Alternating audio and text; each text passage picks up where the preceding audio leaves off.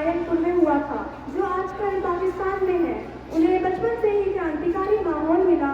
उनके दादा, चाचा और पिता देश की आज़ादी के लिए संघर्ष कर रहे थे।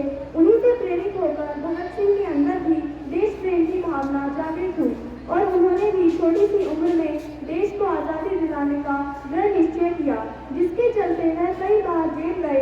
23 मार्च 1931 को उन्होंने देश के लिए बलिदान दे दिया, अर्थात हंसते हंसते फांसी के फंदे को चूम लिया। इसी के उपलक्ष्य में आज आपको मैं कुछ लाइनें सुनाना चाहती हूँ।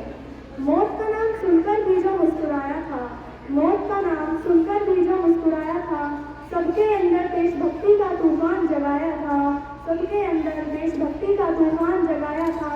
और इस वतन के खातिर उसने चूमा था फांसी का फंदा, इस वतन के खातिर उसने चूमा था फांसी का फंदा। ऐसे ही नहीं वो शहीद आजम कहलाया था। क्या लगता है तुम्हें कि ये देश यूं ही आज़ाद हो गया? अरे सोशल मीडिया की चकाचौंध में जाने कितने शहीदों का इंतकाम हो गया। खैर शुक्र मनाओ कि आज आज़ाद होकर हम सुकून से तो हैं, खैर शुक्र मनाओ कि आज़ाद होकर आज हम सुकून से तो हैं, पर तुम चैन से सो सको इसलिए किसी माँ का बेटा हमेशा के लिए खो गया। चला गया वो इस दुनिया से मगर हमारे दिल में रह गया, देशभक्ति के जुनून में आकर मौत को भी हंसते हंसते सह गया और वो शहीद आजम इस दुनिया को अलविदा कह गया।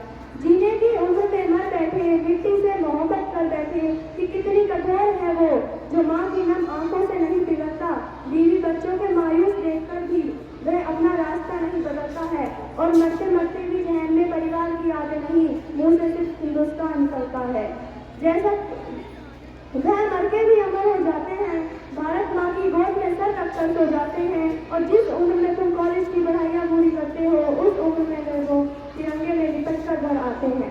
इसी के साथ कुछ पंक्तियाँ और।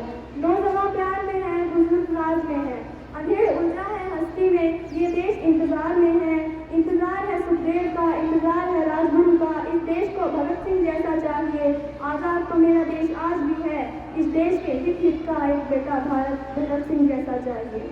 धन्यवाद।